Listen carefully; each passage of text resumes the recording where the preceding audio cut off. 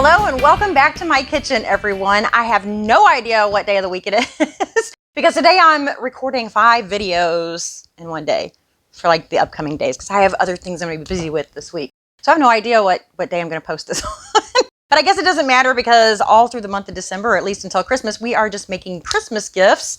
And so today we're going to make an orange-fennel salt. So I'd made orange-fennel olives the other day and I thought, what else can I make with this? So we're going to make a salt. And the first thing you want to do is preheat your oven to 150 degrees, if it'll go down that low. If it doesn't go down that low, I think some of them only go down to 170, that's fine too. So I'm actually going to put mine in the air fryer because my air fryer goes all the way down to like 70 degrees or something. It's crazy. So I'm just going to put a couple of parchment sheets on here to keep it from sticking. And let's see, I'm going to cut this one in half. We'll tear this one in half, or cut it in half. I do have scissors. Okay, so now we're going to take our oranges. I've got 2 oranges here, and we just want to start peeling gently, not put it in the floor. I should probably be doing this over a bowl. That's okay, they're just going to go on here anyway. But you kind of want to be careful not to get the pith in here, the white stuff. You just want to be scraping just the little orange part off. And as you can see, I still have a little bit in there. So we're going to measure out 2 tablespoons when I get done here. And I'm going to try to pick out the ones that have too much pith on them. Boy, it sounds like I'm saying a bad word. And there, I did a much better job with the second one than I did the first one. Okay, I think these go in for about 10 minutes or so. I'll double check. I'll double check and let you know when I come back. Okay, so apparently it's not the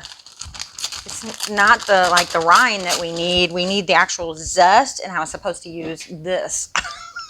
Not the other thing, not the vegetable peeler. I was doing it all wrong.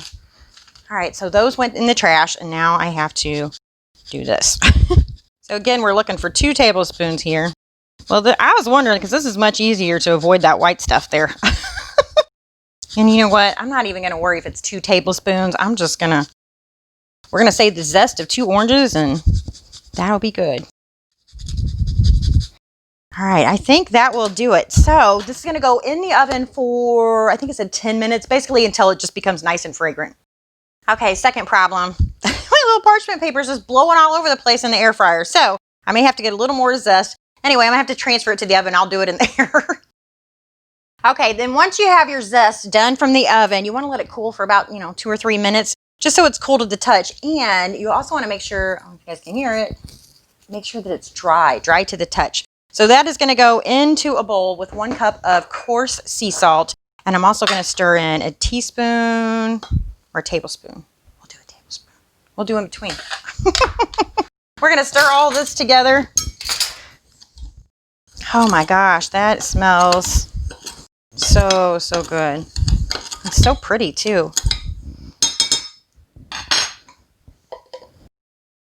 So this is great over vegetables, all different kinds of things. You can put this on pork. If it'll all fit in here. Did I get lucky? Oh, might have just a little bit too much here. We'll do that. Make some room, guys. Got friends coming to the party.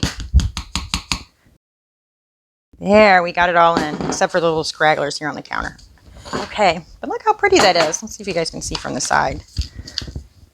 I love those colors. Very earthy. All right, so I have a bottle tag that is left over from last year. I forgot what store I got these at. You could probably get some on Amazon, but I think I can make this fit. So what I'm going to do is take the lid off, and I'm going to cut this hole a little bit bigger. First, I think I'm going to trim this because I don't need it to be that long. So I'm going to trim it right about there. And then I'm just going to try to make this hole a little bit bigger. Just maybe a little bit off of each side should do it, I'm hoping.